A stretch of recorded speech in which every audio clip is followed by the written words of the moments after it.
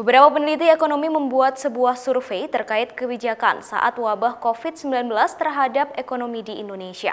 Survei tersebut dilakukan untuk mengetahui pendapat responden mengenai pengaruh penerapan kebijakan kesehatan masyarakat terhadap ekonomi. Selain itu juga untuk menentukan kebijakan ekonomi yang diperlukan demi mendukung kebijakan kesehatan masyarakat. Kebijakan masyarakat tersebut diantaranya adalah penerapan pembatasan sosial berskala besar atau PPSB, karantina kesehatan atau KK, dan juga karantina wilayah atau KW. Survei itu dilakukan oleh beberapa ekonom, satu diantaranya adalah Gumilang Aryo Sahadewo, dosen di Fakultas Ekonomi di Universitas Gadjah Mada. Penelitian tersebut diawasi oleh Indonesia Regional Science Association atau IRSA, dan hasilnya dipublikasikan di situs IRSA. Penelitian tersebut dilakukan kepada 145 responden dengan latar belakang pendidikan S2 dan S3 dari ilmu ekonomi, kebijakan publik, dan studi pembangunan. Hasilnya lebih dari 95% ekonom responden setuju kebijakan kesehatan masyarakat akan menyelamatkan nyawa dan kesehatan manusia perlu diambil.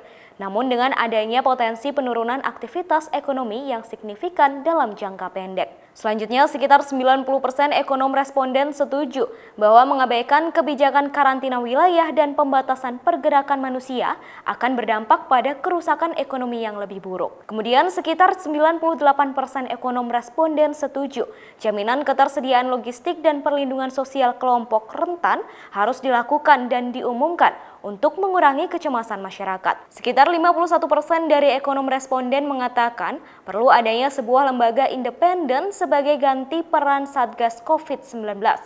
Lembaga tersebut harus berada langsung di bawah Presiden dan bertindak sebagai koordinator untuk memobilisasi sumber daya secara masif dan efisien. Lembaga itu bertindak sebagai koordinator pada saat dan setelah pelaksanaan karantina wilayah. Para ekonom juga berpendapat bahwa kebijakan pada sektor kesehatan juga penting untuk diterapkan saat PSBB, KK, ataupun KW. Kebijakan lain yang direkomendasikan oleh ekonom adalah penyediaan logistik bahan pokok, insentif pajak, dan relaksasi kredit baik untuk sektor rumah tangga dan sektor bisnis.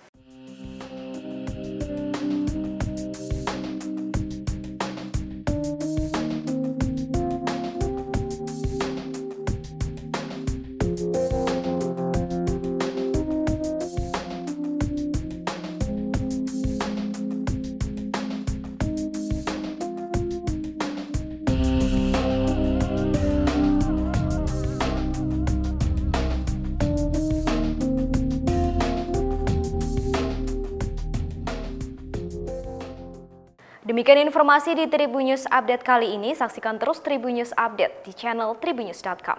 Terima kasih sudah nonton. Jangan lupa like, subscribe, dan share ya.